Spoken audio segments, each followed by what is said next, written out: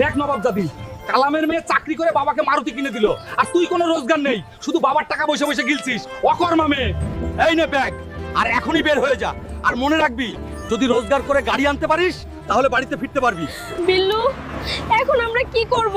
সকাল থেকে না খেয়ে আছি, তার উপর 1 মাসে গাড়ি কিনতে হবে। আল্লাহ। শুনুন সবাই, আগামীকাল একটি বিশেষ শক্তি প্রদর্শনী অনুষ্ঠান হবে। অংশগ্রহণকারীদের জন্য রয়েছে বড় পুরস্কার। গ্রামের বডি বিল্ডারও পারলো না খালেদাবুর সাথে। কেউ কি আছেন যে খালেদাবুকে হারিয়ে থার নিয়ে যেতে পারবেন, নাকি সবাই ভয়ে চুপ হয়ে গেলেন? আমি লড়বো খালেদার সাথে।